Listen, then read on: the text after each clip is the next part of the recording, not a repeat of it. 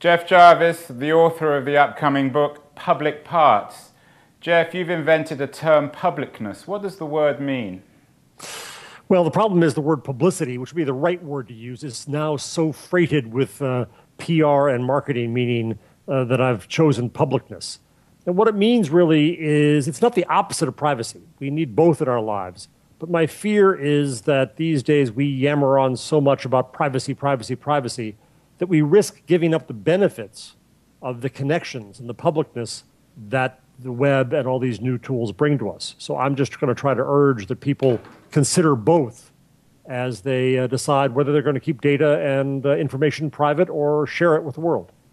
Why have you chosen to focus your next book-length project on this issue of publicness and privateness?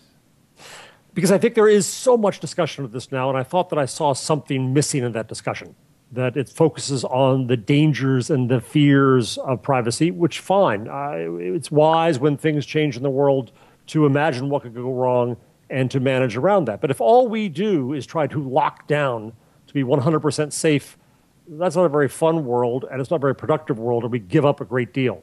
Personally, I wrote about my prostate cancer, and as a result, I wrote about my penis and what it doesn't do for the whole world to see. You can't get much more transparent than that. And it taught me a lot, I think, about the benefits and about the lack of danger in some ways in talking about this stuff. And so my editor didn't like the book idea much at first, but I talked him into it, and he's very enthusiastic now. Well, he was before he shifted houses, but the publisher is. And so I'm having a ball writing the book. I'm doing interviews and still doing research now. You're having a ball writing a book about your penis, right?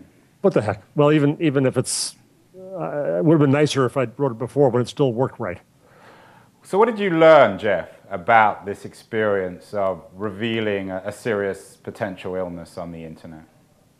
I'd seen a bit of this before. After 9/11, I got heart arrhythmia, and I wrote about that a bit, and it helped me, and people came forward with information and support and all kinds of things. So when I knew I had cancer, I wanted to tell the world, and because I knew that I'd get value back.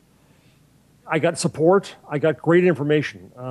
Andrew Tyndall, who writes online about television, had been a friend of mine for years. I didn't know he'd had the surgery 10 years ago. When he saw that I was going to have it, he came forward in public and shared incredibly intimate, blunt, and direct advice about what I was going to go through, which was stuff that I wouldn't have gotten out of any doctor's pamphlet.